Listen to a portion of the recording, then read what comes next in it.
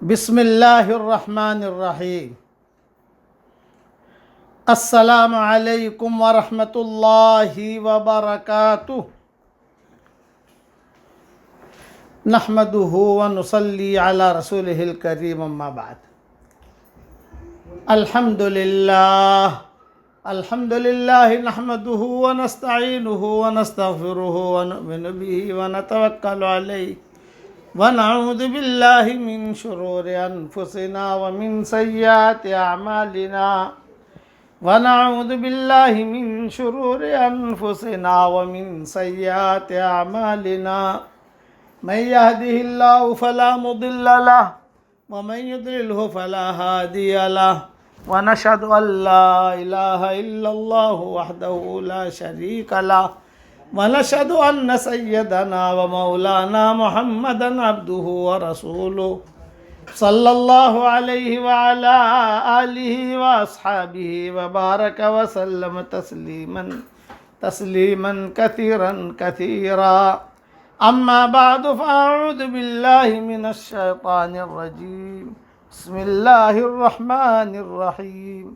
إنا فتحنا لك فتحا مبينا ليغفر لك الله ما تقدم من ذنبك وما تأخر ويتم نعمته عليك ويهديك صراطا مستقيما وينصرك الله نصرا عزيزا صدق اللہ العظیم۔ قابل احترام مائیں بہنیں بیٹیاں بہوئیں ہمارے محترم حضرات، دنیا بھر میں جہاں جہاں یہ آواز پہنچ رہی ہو، جب بھی پہنچے، اللہ تعالیٰ دونوں جہاں کی جنتیں ہم سب کو نصیب فرمائے، دنیا میں بھی ڈھیروں خوشیاں دے، مرنے کے بعد بھی ڈھیروں خوشیاں دے، آمین۔ سلسلہ وار مضمون چل رہا تھا فتح مکہ کا۔ اب فتح مکہ میں جن لوگوں کے اہم قصے ہوئے ہیں اور جو محدثین نے بیان کیے ہیں، حدیثوں میں ان کے قصے کئی جگہوں پر آئے ہیں، خاص طور سے حیات الصحابہ میں مولانا یوسف صاحب رحمۃ اللہ علیہ نے بہت تفصیل سے اسے بیان کیا ہے، اور چونکہ حیات الصحابہ کی میں تعلیم کراتا رہا ہوں، اس لیے میں نے بھی کئی مرتبہ اپنی الگ الگ مجلسوں میں اسے بیان کیا ہے۔ آج حضرت اکرمہ ابن ابی جہل کا قصہ میں تفصیل سے انشاءاللہ بیان کروں گا، ہو سکتا ہے کہ آج پورا نہ ہو تو کل پورا ہو جائے گا انشاءاللہ۔ جب مکہ مکرمہ فتح ہو گیا تو اکرمہ ابن ابی جہل یہ اپنی بیوی کے پاس آئے۔ ان کی بیوی جو ہے ان کی چچا زاد بہن تھی، ام حکیم بنت حارث، یہ بنت حارث بن ہشام وغیرہ ان کا نام تھا، ام حکیم نام تھا ان کا۔ اور انہوں نے اپنی بیوی سے کہا کہ دیکھ ام حکیم، میری تیری بہت محبت ہے اور بہت محبت والی زندگی تمہاری ہماری گزری ہے، لیکن اب مکہ مکرمہ میں یہ سب فتح کر کے یہاں آئے ہیں یہ لوگ، تو میں اب مکہ مکرمہ میں نہیں رہ سکتا ہوں، میں بھاگ جاؤں گا یہاں سے۔ تو انہوں نے درہم دینار جو گھر میں اپنی چیزیں تھی قیمتی قیمتی وہ لی، اور بیوی سے کہا یہ گھر بھی تیرا، بیوی سے کہا کہ جو پراپرٹی ہے وہ بھی تیری، اب اکرمہ اس گھر میں واپس نہیں آئے گا، اکرمہ چلا جائے گا، یا تو تجھے میرے مرنے کی خبر پہنچے گی یا تجھے میرے ڈوبنے کی خبر پہنچے گی۔ یہ اکرمہ نے کہا کہ اب میں جو ہے یہاں سے، یعنی یہ مختلف، کہ چونکہ اسد الغابہ، یہ اصابہ، مختلف کتابوں میں مختلف چیزیں، تاریخ کی کتابوں میں الگ الگ جملے سب کے ملتے ہیں، تو میں خلاصہ بیان کرتا ہوں۔ یہ کہہ کر یہ مکہ مکرمہ سے اس نیت سے روانہ ہوئے۔ اکرمہ ابن ابی جہل ابو جہل کے بیٹے تھے اور معروف آدمی تھے مکہ میں، مکہ مدینہ سب جگہ یہ آدمی معروف تھے۔ کیوں معروف تھے؟ ابو جہل کا بیٹا، ابو جہل جو ہے یہ تو بہت ستانے بہت آگے تھا، تو اکرمہ نے کہا کہ یہ لوگ مکہ مکرمہ میں آ گئے، اوہو، میرا باپ زندہ ہوتا تو کتنی تکلیف ہوتی اس کو، ابو جہل کو، اور یہ لوگ آ گئے تو میں تو نہیں رہ سکتا۔ بیوی نے بہت سمجھایا لیکن خیر وہ مانے نہیں۔ ان کا ایک غلام تھا رومی، یہ رومی غلام کو چھوڑ دیا بیوی کے پاس، بھئی تو اس کی خدمت کرتے رہنا مجھے رہنا. جس غلام ہوتے ہیں وہ رومی غلام تھا، روایتوں میں آتا ہے. اکرمہ ابن ابی جہل جو ہے یہ بھاگ گئے. ام حکیم یہ حضور صلی اللہ علیہ وسلم کے پاس آئی. دیکھو حضور صلی اللہ علیہ وسلم کے اخلاق دیکھو. آپ صلی اللہ علیہ وسلم کے اخلاق، یہ آج ساری دنیا میں آج کہتے ہیں نا کہ حضور صلی اللہ علیہ وسلم کے اخلاق نہیں تھے. یہ قصے ان کو سنانے چاہیے، بلکہ ان کو سننے چاہیے کہ حضور صلی اللہ علیہ وسلم نے کیسوں کے ساتھ کیا معاملہ کیا ہے. چنانچہ یہ ام حکیم جو تھی، اچھا ام حکیم بھی معروف عورت تھی، کچھ چھپی ہوئی عورت تو تھی نہیں. چنانچہ یہ ام حکیم حضور صلی اللہ علیہ وسلم کے پاس آئی اور حضور صلی اللہ علیہ وسلم کے پاس آ کر جو ہے یہ مسلمان ہو گئی. اب یہ جب مسلمان ہو گئی تو ان کا معاملہ تو حل ہو گیا.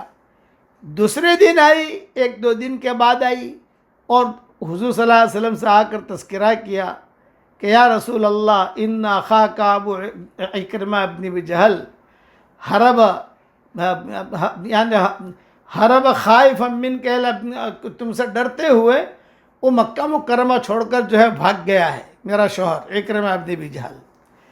آپ اگر اس کو امن دیں تو میں اسے ڈھونڈ کر لاؤں، اس لیے کہ اسے ڈر ہے مکہ میں رہے گا تو مکہ والے مسلمان قتل کریں گے.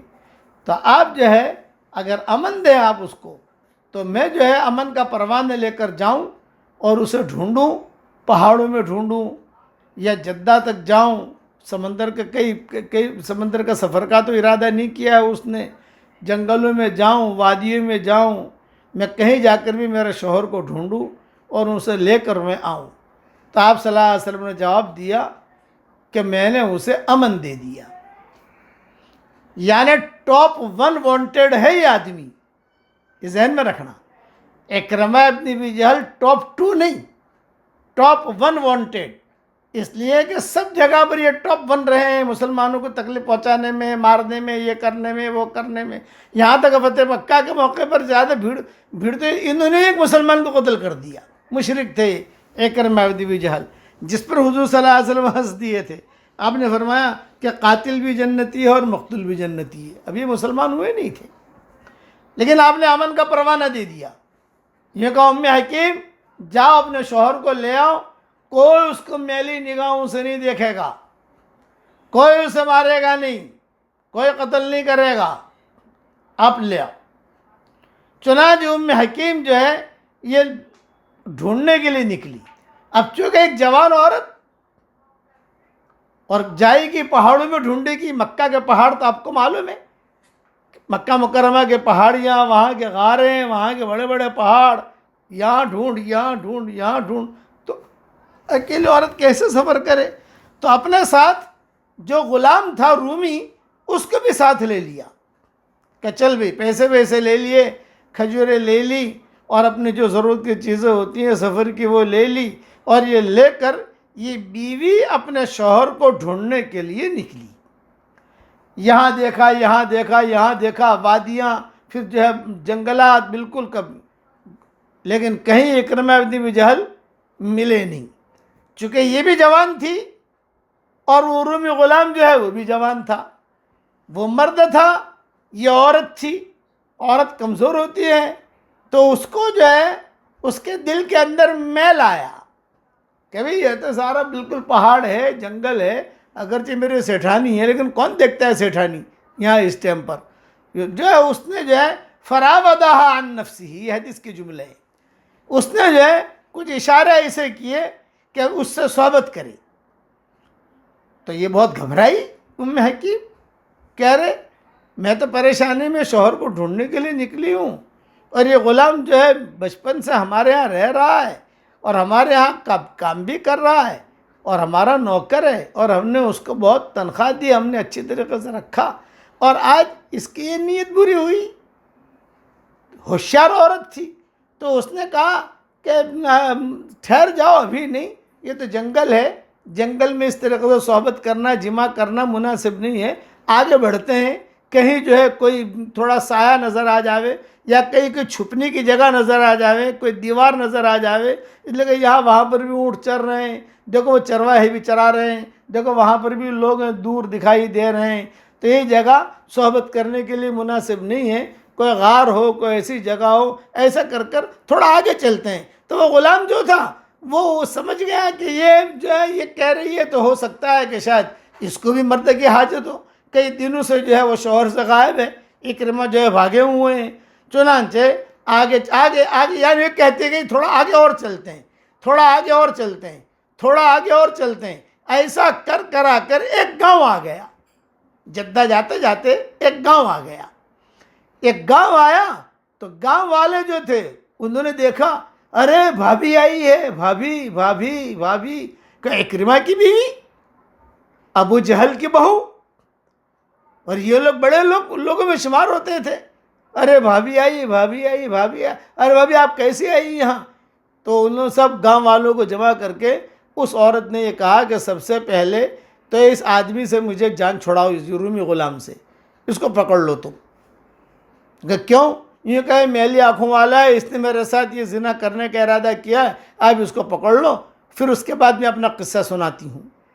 چنانچہ گاؤں والے، اب یہ غلام اکیلا رہ گیا، وہ تو پورا گاؤں، سارے گاؤں والے مردوں عورتوں نے اس کو جو ہے پکڑ لیا غلام کو، اور غلام کو پکڑ کر جیل اس وقت کے اعتبار سے جو ہوتی تھی اس اعتبار سے اس نے اس غلام کو، رومی جو غلام تھا، اس کو جیل میں ڈال دیا۔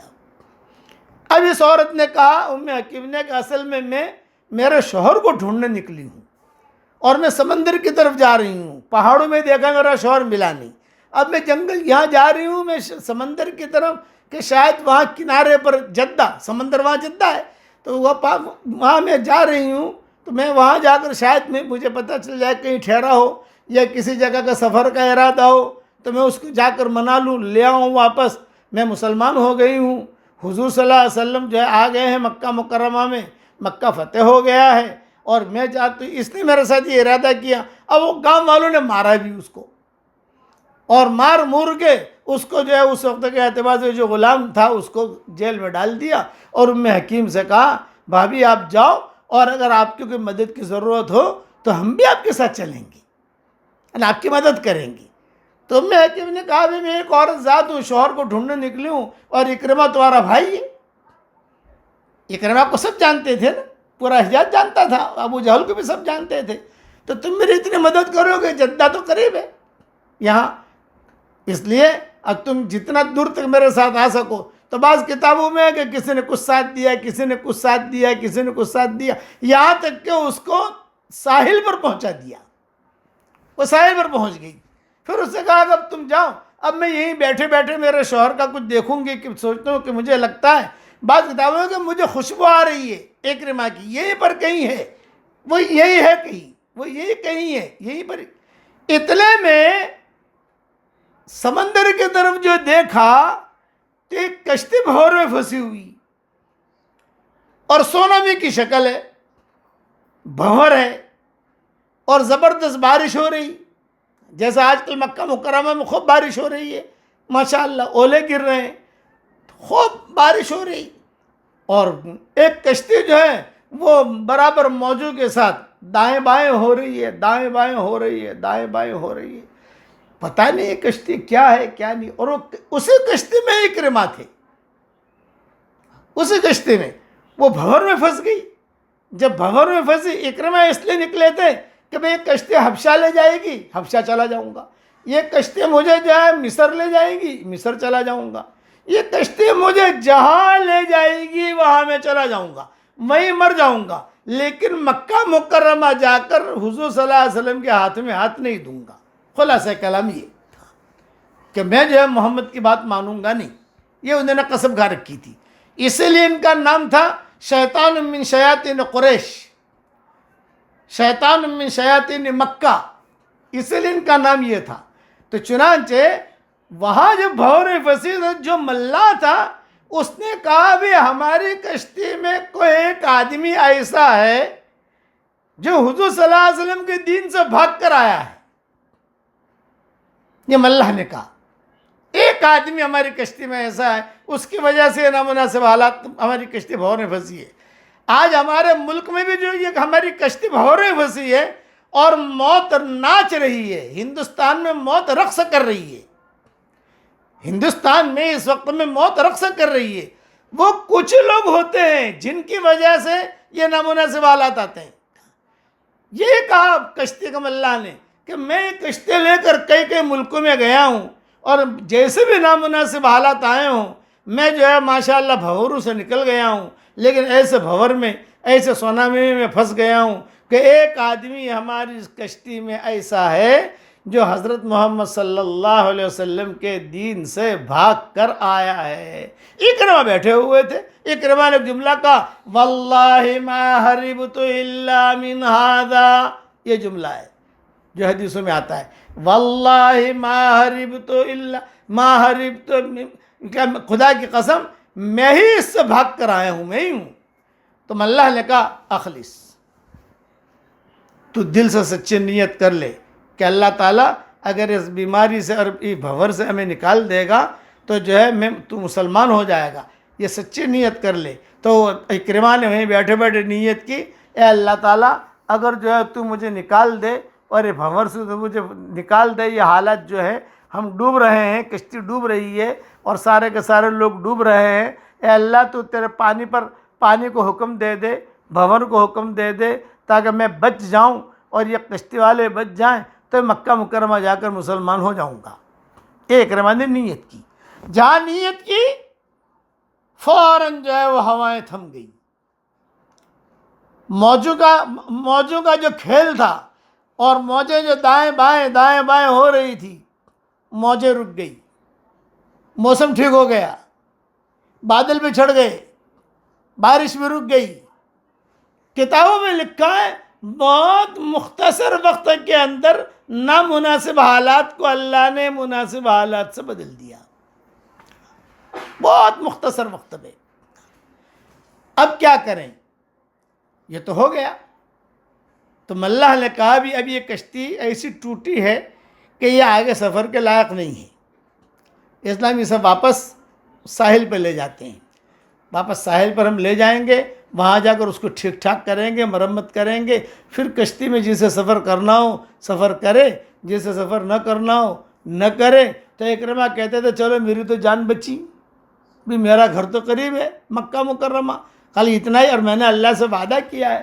ہمیشہ یاد رکھنا، ایک نصیحت کرتا ہوں کہ اگر اللہ سے کوئی وعدہ کرو، کوئی نامناسب حال آیا اور اللہ سے وعدہ کیا کہ اللہ پاک مجھے بیماری سے نجات دے دے، اے اللہ مجھے اس مصیبت سے میری پریشانی کو دور کر دے، میں یہ کروں گا، تو جب اللہ تعالیٰ پریشانی سے نجات دے دے تو وعدہ ضرور پورا کرو، اور اگر وعدہ پورا نہیں کرو گے تو ڈبل مصیبتیں پھنسو گے۔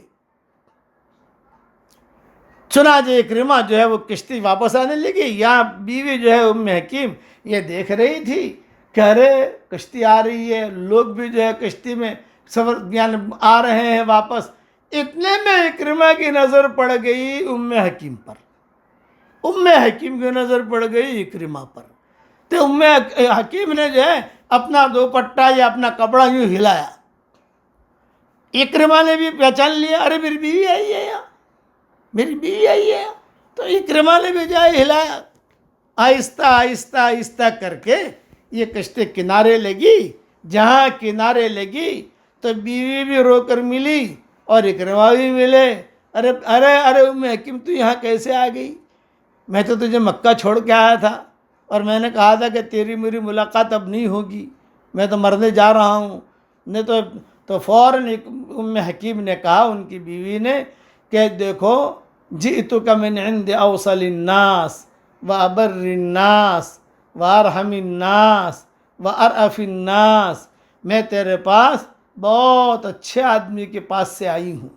یہ ام حکیم کہہ رہی ہے اکرمہ کو سمندر کے کنارے پر، جئتک من عند اوصل الناس وابر الناس وارحم الناس وارأف الناس، میں تیرے پاس آئی ہوں بہت اچھے آدمی کی طرف سے، بہت رحم والا ہے، بہت نرم دل ہے، بہت اونچے اخلاق والا ہے، اور ہمارا ہی خاندان کا لڑکا ہے، ہمارا ہی خاندان کا آدمی ہے، ابن عمک، کہ تمہارے چچا زاد بھائی ہے، ہمارے جو قریش ہیں سارے قریش تھے، ہمارے خاندان کا آدمی ہے۔ تو اکرمہ نے کہا اچھا کیا کہا انہوں نے؟ یوں کہا میں گئی تھی حضور صلی اللہ علیہ وسلم کے پاس، میں مسلمان ہو گئی اور میں نے تمہارا تذکرہ کیا اور میں نے یہ کہا کہ میرا شوہر، بلکہ یہ کہا تمہارا بھائی اکرمہ، حضور کو یہ جملہ بہت پسند آیا ہے کہ تمہارا اخوکم اکرمہ، تمہارا بھائی اکرمہ جو ہے یہ یہ نہیں کہا میرا شوہر بھاگ گیا ہے، آپ کا بھائی۔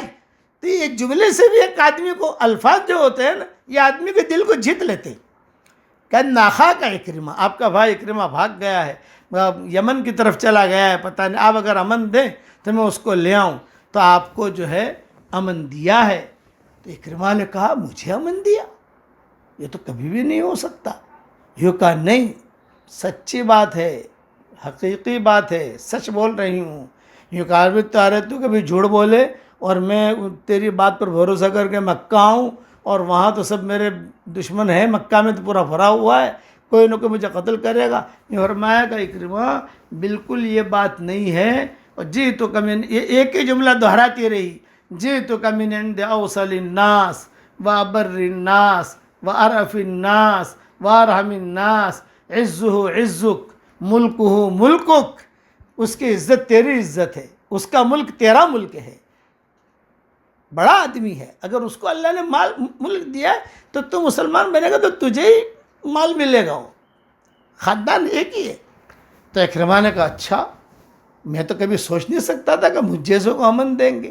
چلو، اب دونوں میاں بیوی جو ہے یہ روانہ ہوئے، چونکہ کئی دنوں سے دونوں میاں بیوی جدا تھے، تو اکرمہ نے صحبت کا ارادہ کیا، تو بیوی نے روک لیا کہ نہیں، دیکھو انک مشرک وانا مسلمہ، کہ تم مشرک ہو میں مسلمان ہوں، اس لیے یہ کام تو نہیں ہوگا، البتہ وہاں جا کے مسلمان بن جاؤ، پھر حضور صلی اللہ علیہ وسلم سے پوچھو، پھر حضور صلی اللہ علیہ وسلم جیسا کہیں ویسا کریں گے۔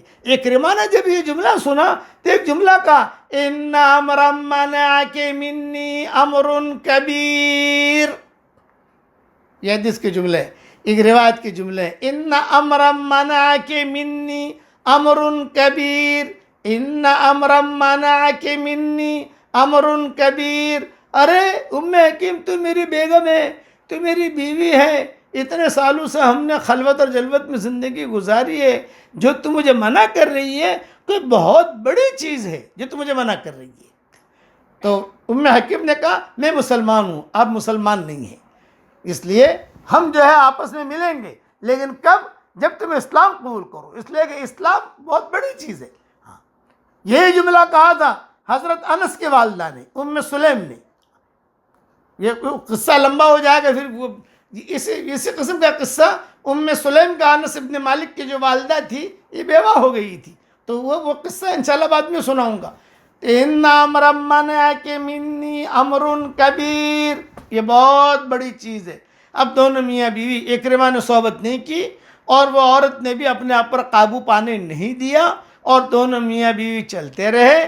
چلتے چلتے ام حکیم نے اپنے غلام کی شکایت کی،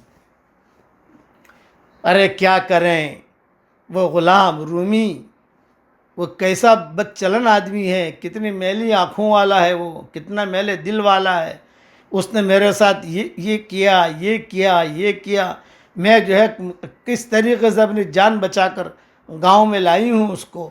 تو اکرمہ نے جب سنا تو اکرمہ دنگ رہ گیا، اچھا اس نے تمہارے ساتھ یہ خیال کیا اور یہ ارادہ کیا؟ تو کہا کہاں ہے وہ؟ یہ کہا کہ ہم جس گاؤں سے اس لیے کہ مکہ جانا ہے نا، یہ دونوں میاں بھی مکہ جا رہے ہیں، ہم جا رہے ہیں، راستے میں وہ گاؤں آ رہا ہے، اور گاؤں والوں نے اس کو پکڑ لیا ہے، پکڑ کے رکھا ہے، اس لیے کہ وہ تو آپ ہمارا غلام ہے، اب ہم جیسا فیصلہ کریں گے ویسا ہوگا اس کے بارے میں۔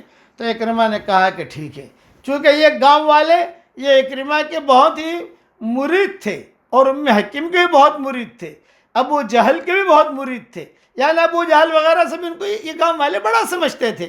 تو اکرمہ جو ہے ابو جہل کا بیٹا، اور یہ ام حکیم ابو جہل کی بہو۔ چنانچہ باتیں کرتے کرتے پورے رستے میں اکرمہ کو ٹینشن رہا کہ اچھا اس نے تمہارے ساتھ یہ ارادہ کیا؟ انہوں نے کہا بہت بڑی مشکل سے میں نے اپنی جان بچائی ہے، لیکن گاؤں والوں نے میری بہت مدد کی۔ چنانچہ وہاں گئے، وہاں جانے کے بعد اعلان ہوا گاؤں میں کہ اکرمہ آئے ہیں، اکرمہ آئے، پورا گاؤں جمع ہو گیا، عورتیں جمع ہو گئی، بچے جمع ہو گئے، ارے ہمارا بھائی آیا، کھانا کھاؤ، یہ کرو، خوب اکرام کیا اکرمہ کا اور ام حکیم کا۔ ان گاؤں والوں نے خوب یعنی کھجوریں کھلائی، یہ کیا، یہ مکہ پہنچے نہیں ہیں ابھی، اور خوب اکرام کیا۔ پھر جو ہے گاؤں والوں نے کہا ایسا ایسا قصہ ہوا تھا۔ اکرمہ نے کہا کہ ہاں مجھے ام حکیم نے سنایا ہے۔ وہ کہاں ہے غلام؟ وہ رومی کہاں ہے؟ فرمایا ہم نے جیل میں رکھا ہے۔ اچھا چلو مجھے لے چلو۔ چنانچہ اکرمہ جو ہے وہ ان کو لے گئے۔ وہ رومی غلام جو تھا وہ بالکل جیل میں جکڑا ہوا تھا۔ اکرمہ کو غصہ آیا اور اسی وقت تلوار لے کر اسے قتل کر دیا۔ یہ تو معاملہ اس کا ختم ہو گیا ہے رومی کا۔ اب یہ دونوں میاں بیوی آگے بڑھے۔ گاؤں والوں نے کہا اگر کچھ تمہارا کام ہو تو ہم تمہیں ساتھ دیں، تم دونوں میاں بیوی کا۔ یہ فرمایا کہ نہیں، ہم تو دونوں میاں بیوی اپنا مکہ مکرمہ کا راستہ ہمیں معلوم ہے، ہم چلے جائیں گے انشاءاللہ۔ اور یہاں حضور صلی اللہ علیہ وسلم کو کسی نے اطلاع دی کہ اکرمہ آ رہا ہے اور اس کی بیوی آ رہی ہے، بیوی نے اس کو ڈھونڈ لیا ہے۔ یہ ہے مین پوائنٹ اس قصے کی۔ جیسے صحابہ ہوتے ہیں نا، خبریں چروائے خبریں لاتے تھے، انہوں نے خبر دی کہ اکرمہ آ رہا ہے اور جدہ سے نکل گیا ہے اور رومی غلام کا قصہ ہوا ہے، یہ ہوا، جو خبریں جو بھی ہوتی ہے وہ پہنچے۔ تو حضور صلی اللہ علیہ وسلم جو ہے وہ انتظار میں حرم میں بیٹھ رہے، جہاں آج کل حجر اسود ہے وہاں ٹیک لگا کر حضور صلی اللہ علیہ وسلم اکرمہ کے لیے بیٹھے، اب آوے تب آوے، اب آوے تب آوے۔ ہاں پھر دور سے اکرمہ جب آتے ہوئے دکھائی دیے تو روایتوں میں آتا ہے حضور صلی اللہ علیہ وسلم کھڑے ہو گئے۔ یہ دیکھو، یہ اکرمہ کے لیے کھڑے ہو رہے ہیں، کھڑے ہو گئے اور تیزی سے آگے بڑھے۔ اور روایت میں آتا ہے حدیث شریف میں کہ جو چادر تھی حضور صلی اللہ علیہ وسلم کے پاس، وہ چادر خوشی کے مارے اتنا تیز حضور چلے کہ چادر گر گئی حضور صلی اللہ علیہ وسلم کی، اور جا کر جو ہے اکرمہ کو سے مصافحہ کیا، کتابوں ہے معانقہ کیا، مصافحہ کیا، اور مصافحہ کر کے چادر بچھائی، چادر بچھا کر اکرمہ کو بٹھایا، بیٹھو اکرمہ، بیٹھو بیٹھو۔ یہ اخلاق آج تو جو ہے اللہ معاف فرمائے، اگر بیوی ایڑی ٹیڑھی ہو دنیا میں ملی ہے، اوپر مت ملنا۔ پارٹنر ایڑا ٹیڑھا ہو تو شہزادہ آج برداشت نہیں کرتا مسلمان۔ سب سے زیادہ ہم میں جو کمی ہے وہ اخلاق کی۔ ہاں پیسوں کے لیے اخلاق تو بہت اچھے ہیں، پیسہ ملنے والا ہو نا تو آدمی خوب تعریف بھی کرے گا، خوب جائے گا بھی، خوب باتیں بھی کرے گا، اور میٹھی میٹھی اور جہاں پیسوں کا معاملہ ختم وہاں اخلاق ایک طرف۔ میرے والد صاحب رحمۃ اللہ علیہ فرماتے تھے کہ اخلاق میں نفاق نہیں ہونا چاہیے۔ کہتے تھے ہوائی جہازوں میں جو اخلاق ہے وہ منافقانہ اخلاق ہے، مولوں میں جو اخلاق ہے اس میں نفاق ہے۔ بہت میٹھی میٹھی باتیں کریں گے، بہت میٹھی میٹھی باتیں کریں گے، لیکن وہ نفاق بھرا ہوا، جیسے امام شافعی کا معاملہ تھا، کیسے خدمت کی ہے کہ وہ نفاق تھا اندر سارا کا سارا بھرا ہوا۔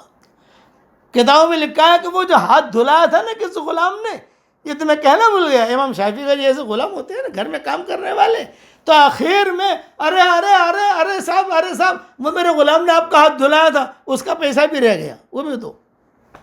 یہ میں کہنا بھول گیا تھا کل، وہ غلط جیسے ہاتھ دھلاتے ہیں نا، اتنا وصول کیا۔ یہاں حضور صلی اللہ علیہ وسلم کے حقیقی اخلاق تھے۔ حضور صلی اللہ علیہ وسلم کھڑے ہو گئے، صحابہ دیکھنے لگے سب کہ حضور کھڑے ہوئے ہیں، کیوں؟ اکرمہ، اچھا اکرمہ کو دیکھ کر صحابہ کا تو خون جوش میں آ گیا، ارے یہ، لیکن حضور چونکہ امن دے چکے تھے، بھئی ہم امن دے چکے ہیں۔ جیسے ام ہانی کے گھر میں حضور صلی اللہ علیہ وسلم گئے، ام ہانی نے کہا کہ میرا شوہر جو ہے، یہ شوہر نہیں، میرا بھائی علی، میں نے 2 آدمیوں کو امن دیا ہے اور میرا بھائی علی جو ہے جوش میں ہے، تلوار لے کر ہے۔ وہ کہتا ہے کہ بہن آج میرا تیرا بہن کا رشتہ ہے، ٹھیک ہے، لیکن ان دونوں کو بخشوں گا نہیں، میں فتح مکہ میں امن دے چکی ہوں۔ حضور نے باہر آ کر اعلان کیا، بھئی سن لو، ام ہانی جس کو امن دے محمد نے بھی اس کو امن دے دیا، اب کوئی مار نہیں سکتا اس کو۔ یہ ہمارے شریعت میں یہ چیز تھی کہ کوئی مار نہیں سکتا، تو حضور نے خود نے امن دیا تھا اکرمہ کو۔ تو سارے کے سارے مکہ والے دور دور سے دیکھ رہے ہیں، اس میں مشرکین بھی تھے، ابھی مشرکین تو نکلے تو ہیں نہیں، 2 دن تو 1 ہفتہ تو ہوا ہے مکہ فتح ہوئے مشرکین تو ہیں ابھی، باہر تو گئے ہی نہیں ہیں، مسلمان تو بھرے ہوئے ہیں سارے کے سارے، وہ سب دیکھ رہے تھے، ہندا بھی کھڑے مسلمان ہو گئی تھی، دیکھ رہی تھی کہ آج تو اس کی بوٹی بوٹی نکل جائے گی اکرمہ کی۔ بعض لوگ ایسے تھے کہ جن کے بارے میں آپ نے اعلان کیا تھا کہ یہ اگر بیت اللہ کے اندر پائے جائیں یا بیت اللہ کے پردے کے ساتھ بھی چمٹے ہوئے پائے جائیں انہیں قتل کرو، انہیں چھوڑو مت۔ انہیں میں سارا بھی تھی، گانا بہت گاتی تھی حضور کے خلاف، پیسے بہت لیتی تھی، لیکن حضور نے معاف کر دیا۔ سارا کا قصہ آئے گا بعد میں، انہیں میں اکرمہ بھی تھے، لیکن حضور صلی اللہ علیہ وسلم نے کہہ دیا اب چادر بچھائی چادر۔ اور ایک جملہ یاد رکھنا، وَزَوْجَتُهُ مُتَنَقِّبًا، بیوی ام حکیم پردے کے ساتھ بیٹھی ہے، یہ حدیث کا جملہ ہے۔ نو مسلم لڑکی ہے، وہ پردہ آ گیا۔ آج ہم پرانے مسلمان ہیں، باپ دادا سے چلے آ رہے ہیں، آج پردے کا ہمارے یہاں ٹھکانہ نہیں ہے۔ میں جو ہے جوان لڑکیوں کی بہت سائڈ لیتا ہوں، بہوؤں کی بہت سائڈ لیتا ہوں، بہویں، لیکن اللہ معاف فرمائے آج کل کی بہویں بھی ایڑی ٹیڑھی۔ میں میری بہو کی بات نہیں کرتا، اللہ نے مجھے ماشاءاللہ بہت اچھے بہویں دیے، بہت اچھے پوتے دیے، بہت اچھے نواسے دیے، بہت اچھے بیٹے دیے۔ میں روزانہ اللہ کا شکر ادا کرتا ہوں۔ میری بہوؤں کا قصہ نہیں، میری بہویں تو ٹاپ 1 اللہ نے مجھے دی ہیں الحمدللہ۔ ہر بہو روزانہ مجھے الگ الگ کھانا پکا کے دیتی ہے روزانہ، اور میں ان کے لیے دعا کرتا ہوں۔ میں عام بہوؤں کی باتیں کرتا ہوں۔ ایک آدمی نے مجھے کہا کہ مولوی صاحب بہو بنا کے لایا، 1 بجنے سے پہلے 1 بجے تک تو وہ اٹھتی نہیں ہے، یہ اس نے مجھے کہا۔ اچھا 1 بجے اٹھے گی، عربی اٹھو کھانا وغیرہ پکڑ، سسرال یعنی اسرائیل، یہ سمجھنا بھئی تمہیں بہو بنا کے لایا ہے تو خدمت تو لے گا نا، شوہر بھی خدمت لے گا، وہ ساس اور سسر بھی خدمت لیں گے۔ سسرال اور اسرائیل، وہ یہاں بھی لام اخیر ہے، یہاں بھی لام اخیر میں ہے۔ اب وہ اس نے کیا جواب دیا، کیا میں آ رہی ہوں، ارے بھی دروازہ کھول، ابھی جو کھانا بھی نہیں پکا، 1 بج گیا ہے، ہمارے یہاں تو معمول ہے 11 بجے کھانا کھا لیتے ہیں، 12 بجے کھانا کھا لیتے ہیں۔ کب میں ذرا ذہن مائنڈ فریش کر رہی ہوں، کب مائنڈ کیا فریش کر رہی ہے، یہ کب پپ جی دیکھ رہی ہوں، پپ جی دیکھ رہی ہوں، میں ذرا مائنڈ فریش کروں گی تب تو باہر آؤں گی۔ یہ دیکھو یہ بہو جواب دے رہی ہے کہ پپ جی اب تو دنیا ہندوستان سے تو ختم ہو گیا، اللہ کرے دنیا سے ہی ختم ہو جائے۔ آج میں نے جو میرے بیٹا یہ ہمارا پوتا ہے معتز باللہ، وہ مجھے عصر کی نماز پڑھواتا ہے، میں نے اس کو کہا ارے پپ جی کیا ہوتا ہے بھائی، تو اس نے مجھے لکھ کر دیا پپ جی یہ ہے PUBG۔ میں نے کہا جی کے بعد وائی ہے کہ نہیں ہے، اس نے کہا نہیں، مطلب تجھے بھی معلوم ہے کیا چیز ہے، یعنی وہ کہہ رہا ہے، وہ آدمی کہہ رہا ہے کہ مولوی صاحب ایسے۔ اس لیے زندگیاں جو گزارو ڈھنگ کے اعتبار سے گزارو۔ بہو یہ جو تھی یہ بالکل نہیں، نو مسلمہ ہے، جوان لڑکی ہے، کوئی بوڑھی نہیں ہے۔ وَزَوْجَتُهُ مُتَنَقِّبًا، حدیث کا جملہ ہے، بیٹھی ہوئی حضور کے سامنے۔ تو حضور نے سوال کیا، حضور نے سوال کر کے کہا کہ یہ بتاؤ کیوں آئے ہو اکرمہ، تم؟ اکرمہ سے پوچھا تو اکرمہ نے کیا جواب دیا، یہ ام حکیم میرے پاس آئی ہے اور یہ کہہ رہی ہے آپ نے مجھے امن دیا ہے، اب یہ مجھے پتہ نہیں ہے یہ سچ کہہ رہی ہے کہ جھوٹ کہہ رہی ہے۔ آپ نے جواب دیا نہیں اس نے سچ کہا، میں نے آپ کو امن دیا ہے، آپ کو کوئی یہاں چھیڑے گا نہیں، آپ رہو یہاں، آپ کے جو باپ دادا کے پراپرٹی ہے وہ پراپرٹی میں، یعنی ابو جہل وغیرہ کی پراپرٹی جو ہے اس میں رہو اور کوئی چھیڑے گا نہیں۔ تو اکرمہ نے کہا آپ کیا چاہتے ہیں؟ آپ صلی اللہ علیہ وسلم نے فرمایا بھئی میں چاہتا ہوں کہ اللہ کی عبادت کرو، میں چاہتا ہوں اللہ کے ساتھ کسی کو شریک نہ کرو، میں چاہتا ہوں مجھے اللہ کا نبی مانو، میں چاہتا ہوں نماز پڑھو، میں چاہتا ہوں روزے رکھو، میں چاہتا ہوں احکامات پورے کرو۔ یہ حضور کہتے گئے۔ اچھا سب سن رہے ہیں مکہ والے، اور حضور صلی اللہ علیہ وسلم کی بات کہہ رہے ہیں، اور وہ جو ام حکیم تھی وہ بیٹھی ہوئی رو رہی ہے اور کہہ رہی ہے اللہم اشرح صدرہ للاسلام، اللہم اشرح صدرہ للاسلام، اے اللہ اس کا سینہ تو اسلام کے لیے کھول دینا، اے اللہ اس کا سینہ۔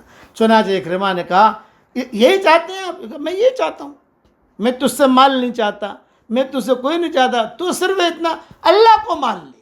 ہم ساری دنیا کو یہی دعوت دیتے ہیں، ہمارے ایک اللہ کو مانو، اللہ کی قدرت کو مانو، اللہ کی طاقت کو مانو، اللہ کے خزانوں کو مانو۔ صرف ایک نشانی اللہ کی دیکھو، پانی ایسی مخلوق ہے، پانی کوئی انسان اسے پیدا نہیں کر سکتا۔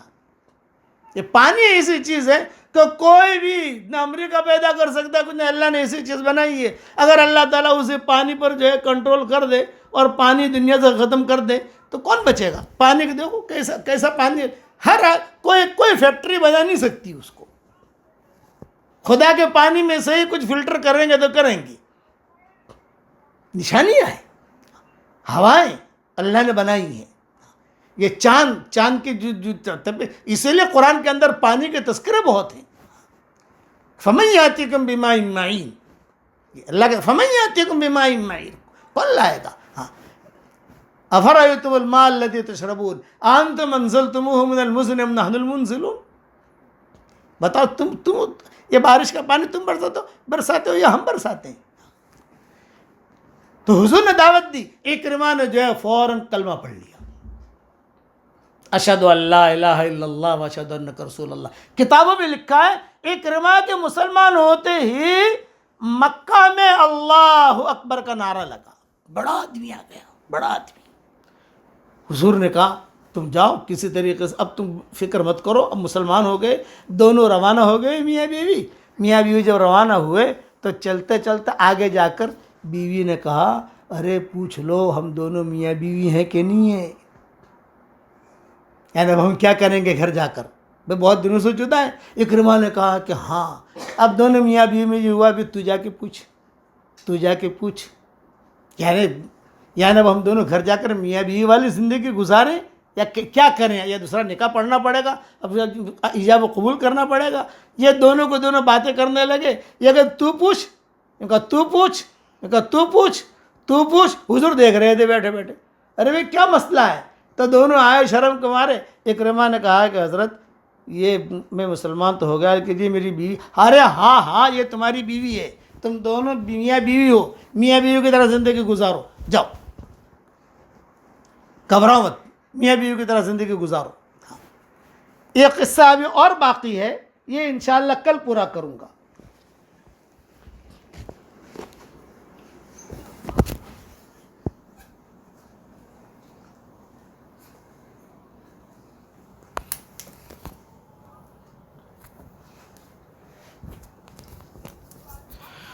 بسم اللہ الرحمن الرحیم۔ آج آپ لوگوں کے سامنے سود اور بینک سے متعلق کچھ مسائل بتا دوں۔ یہ مسائل انشاءاللہ کل بھی چلیں گے۔ سب سے پہلی بات تو یہ دھیان میں رکھیے کہ سود کا لینا اور سود کا دینا یہ دونوں حرام ہیں، اور سود لینا یہ اتنا بڑا گناہ ہے کہ قرآن کریم کے اندر یہ واحد گناہ بیان کیا گیا ہے کہ جس میں اللہ تبارک و تعالیٰ نے اعلان جنگ کیا ہے، فَأْذَنُوا بِحَرْبٍ مِّنَ اللَّهِ وَرَسُولِهِ، کہ یہ انسان اللہ اور اس کے رسول سے جنگ کر رہا ہے۔ اس لیے یہ بات دھیان میں رکھیے کہ سود لینا جس طریقے سے گناہ ہے، اسی طریقے سے سود دینا یہ بھی گناہ ہے۔ اس کی تفصیلات ہے اپنی اپنی جگہ پر، میں ان تفصیلات میں جانا نہیں چاہتا، میں دوسرے مسائل بتانا چاہتا ہوں۔ اس میں ایک بات یہ دھیان میں رکھیے کہ سود لینا تو ہر حال میں حرام ہے، لیکن سود دینا بہت سی مرتبہ انسان کسی مجبوری کی وجہ سے سود دینے پر مجبور ہوتا ہے، اس لیے اس کی کچھ بعض چیزوں کے اندر گنجائش نکلتی ہے بعض مسائل میں، لیکن سود لینا تو ہر حال میں حرام ہے۔ اب مسئلہ یہاں پر آتا ہے کہ آج کل بینکوں کا نظام ہے، بینکوں کے اندر جو پیسے رکھے جاتے ہیں تو ان پیسوں کے اوپر سود بھی ملتا ہے، تو اس کے مسائل اچھے طریقے سے سمجھ لو۔ سب سے پہلے مسئلہ تو یہ سمجھ لو کہ بینک کے اندر پیسے رکھنا اس نیت سے کہ اس کے اوپر ہمیں انٹرسٹ ملے گا، اس سے ہم اپنے گھر کا خرچہ وغیرہ چلائیں گے، تو یہ حرام ہے، یہ سود لینے ہی کے حکم میں ہے۔ اور سود لینا میں نے آپ کو کہا کہ وہ ہر حال میں ناجائز ہے، حرام ہے۔ ہاں لیکن آج کل ایسا ہے کہ بعض قانونی مجبوریاں ہوتی ہے، یا قانونی مجبوریوں کے علاوہ کوئی اور ضرورتیں بھی ہوتی ہے جس کی وجہ سے بینک کے اندر پیسے رکھنے پڑتے ہیں، یا بینک سے سودی قرض لینا پڑتا ہے، یہ دونوں شکلیں ہیں۔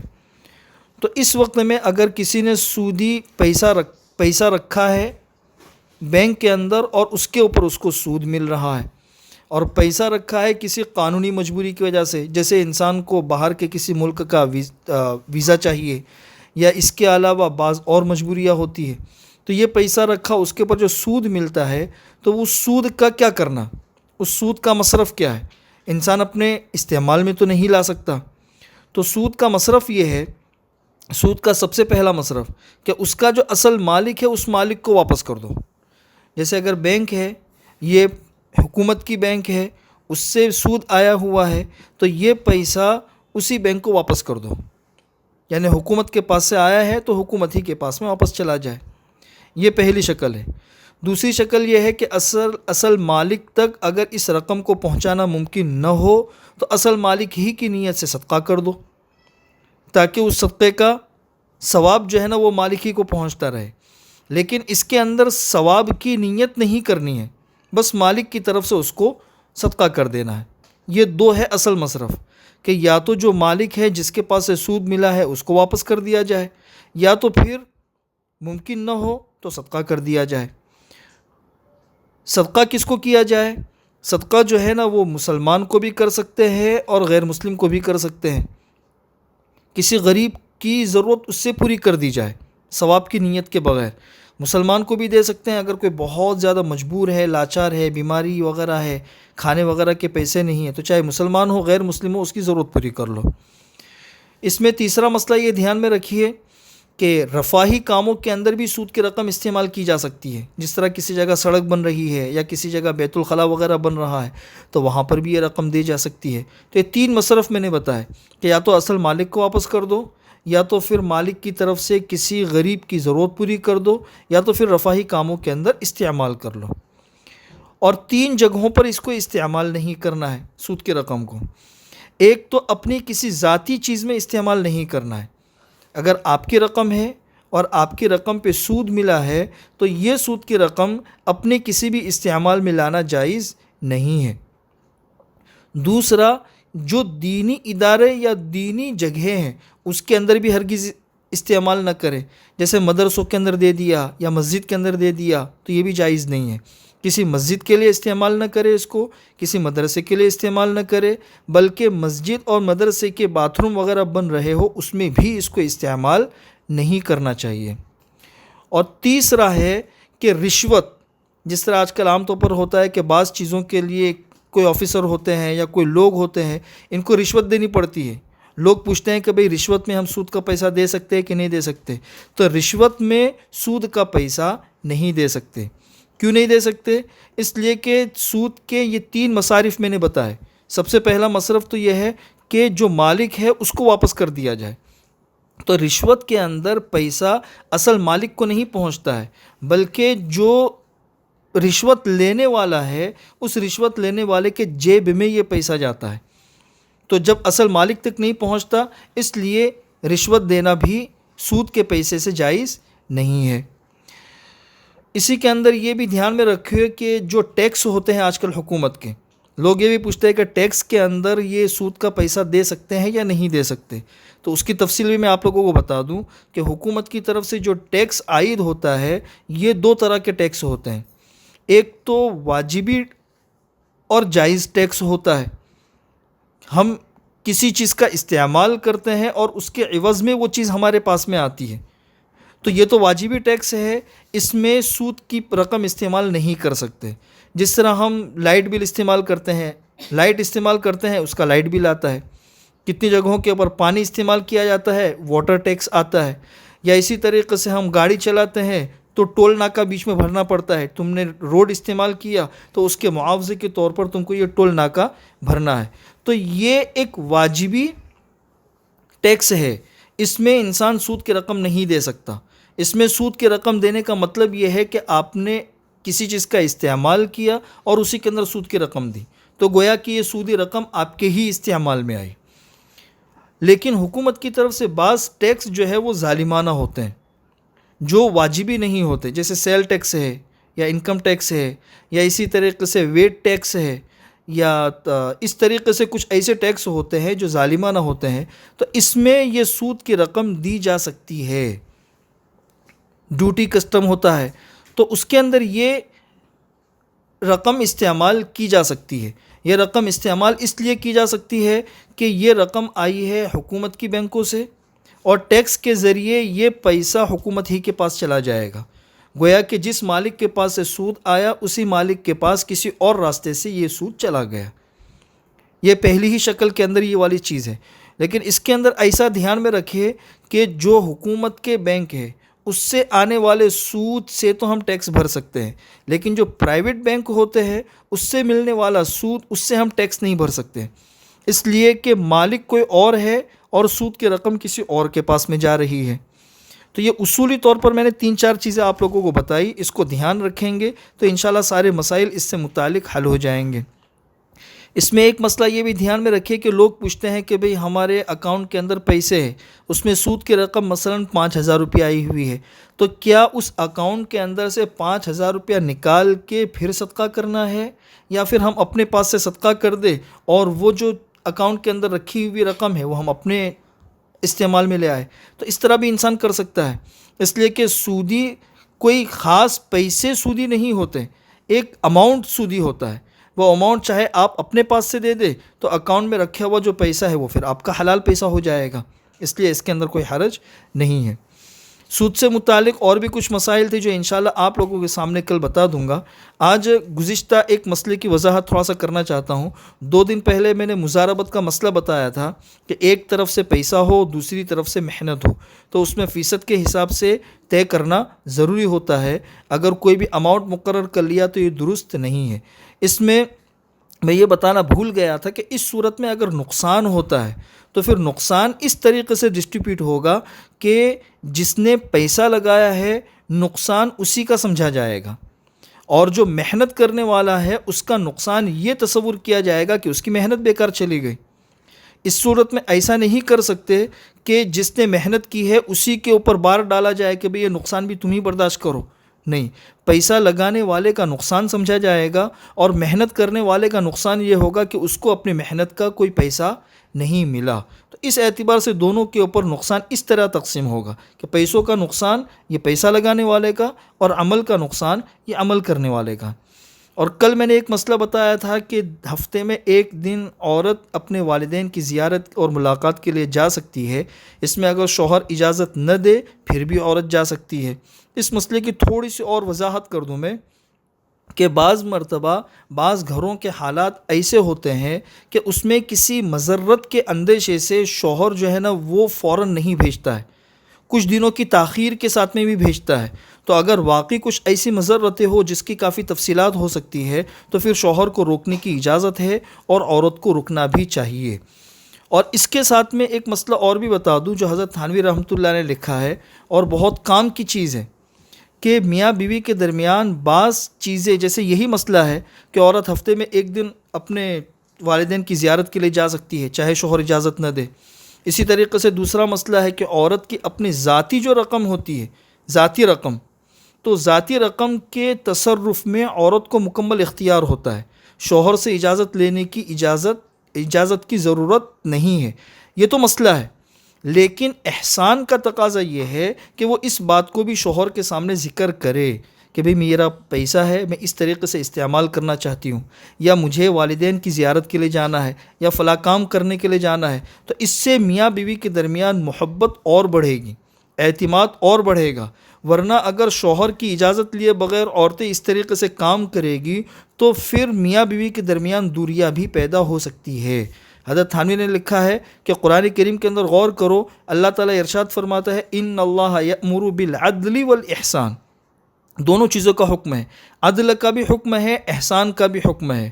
اس لیے احسان کے زمرے میں یہ چیز آتی ہے۔ اصولی طور پر تو عورت کو اجازت ہے، لیکن احسان کا تقاضا یہ ہے کہ ایسی چیزیں بھی شوہر سے پوچھنی چاہیے تاکہ آپس میں اعتماد باقی رہے اور محبت اور اعتماد باقی رہے۔ اللہ ہمیں عمل کرنے کی توفیق نصیب فرمائے۔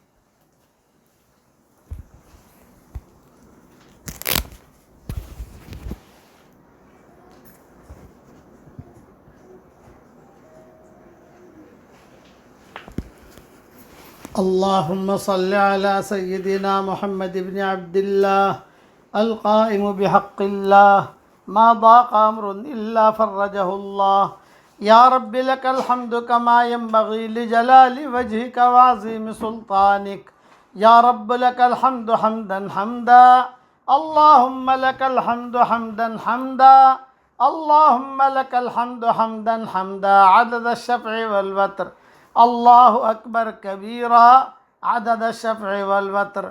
لا إله إلا أنت سبحانك إنا كنا من الظالمين.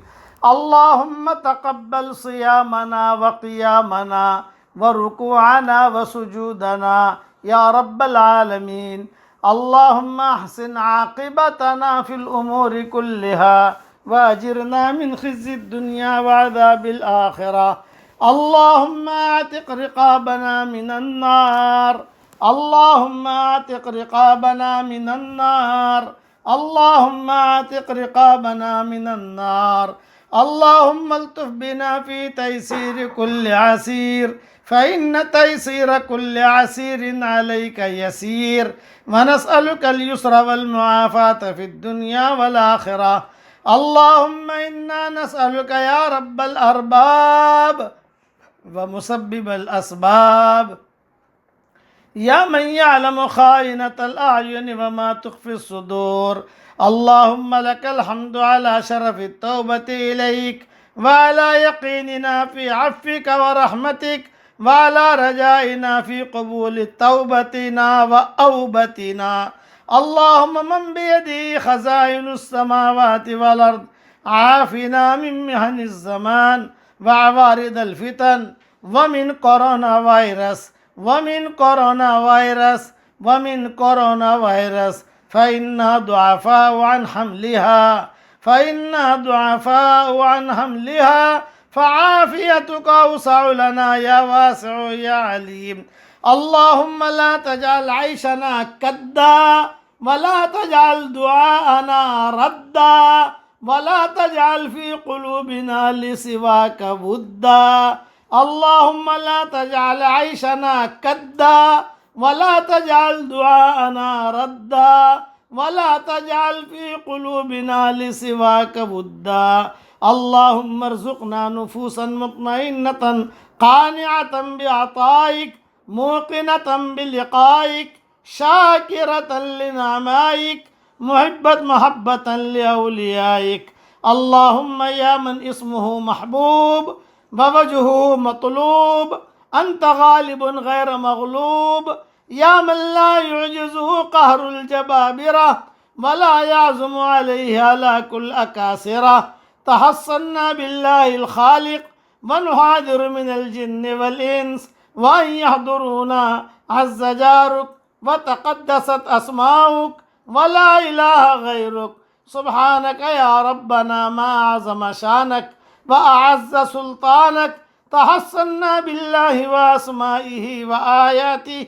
اللهم ارحمنا بقدرتك علينا فلا نهلك وأنت ثقتنا ورجاؤنا وغوثنا. اللهم إنا نسألك الأمان والعفو عما سلف وما كان من الذنوب والعصيان. اللهم اختم لنا بخير واجعل عواقب أمورنا إلى خير يا كريم. اللهم لا تجعل بيننا وبينك في رزقنا أعداء. اللهم لا تجعل بيننا وبينك في رزقنا أحدا سواك واجعلنا أغنى خلقك بك وأفقر عبادك إليك. وهب لنا غنى لا يطغينا وصحة لا تلهينا واغننا اللهم عمن أغنيته عنا. واجعل آخر كلامنا من الدنيا شهادة أن لا إله إلا الله وأن محمد رسول الله. وتوفنا وأنت راض عنا غير غضبان. واجعل من موقف القيامة آمنين من الذين لا خوف عليهم ولا هم يحزنون برحمتك یا ارحم الراحمین. اے اللہ ہمارے گناہوں کو معاف فرما. اے اللہ ہماری خطاؤں سے درگزر فرما. اے اللہ ہمارے اس ملک کو، پوری انسانیت کو ہر برائی سے بچا لے۔ اے اللہ، ہمارے ملک میں موت ناچ رہی ہے، ہمارے ملک میں موت رقص کر رہی ہے، خبریں پہنچ رہی ہیں، ایک ایک گھرانے میں 5 جنازے اٹھ رہے ہیں۔ اے اللہ، اس موت کے رقص کو ختم فرما دے اور اس بیماری سے، عافیت سے نجات دے دے۔ جہاں جہاں بھی بیماری میں لوگ مبتلا ہیں، اے اللہ، بیماری کا آنا بھی تیرے حکم سے ہے اور بیماری جائے گی بھی تیرے حکم سے۔ کرنے والے تو آپ ہیں، لوگوں نے آپ کو پہچانا نہیں ہے، لوگوں نے آپ کی قدرت کو نہیں پہچانا۔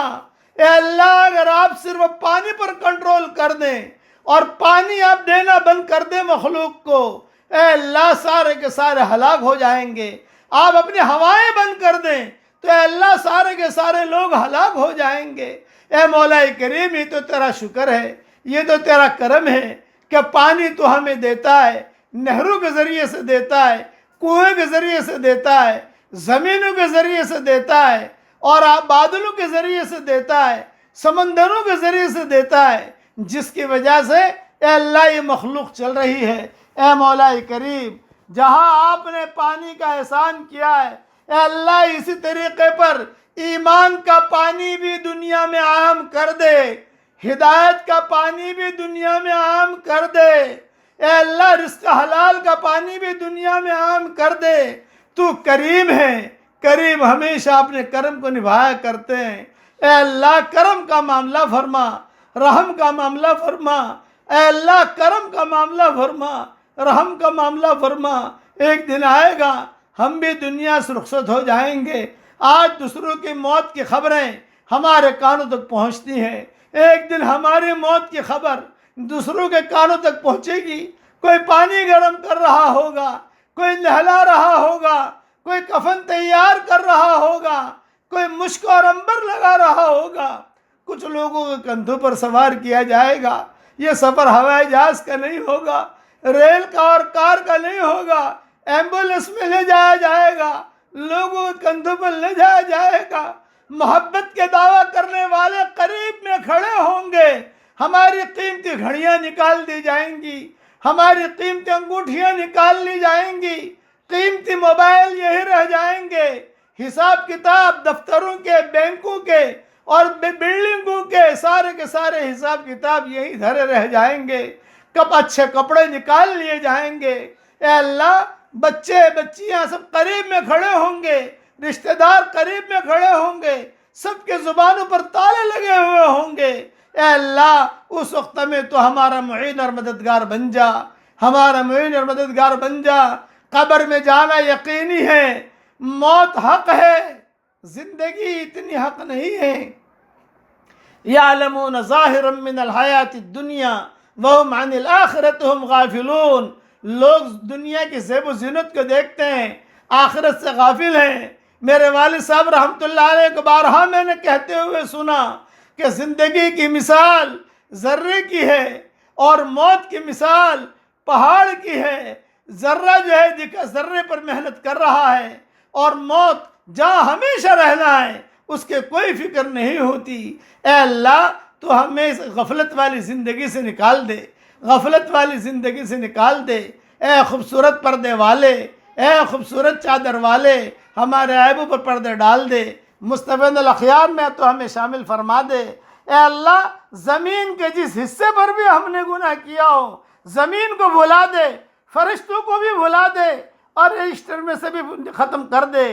اپنی رضامندی والی زندگی ہمیں عطا فرما، اپنی ناراضگی والی زندگی سے ہماری حفاظت فرما، تقوی اور طہارت والی زندگی عطا فرما، ہمارے خیالات کو پاکیزہ فرما، ہمارے جو ہم سوچتے ہیں وہ بھی تیرے یہاں ریکارڈ ہو رہا ہے، ہمارے خیالات بھی تیرے یہاں ریکارڈ ہو رہے ہیں، اس کو تو پاکیزہ فرما۔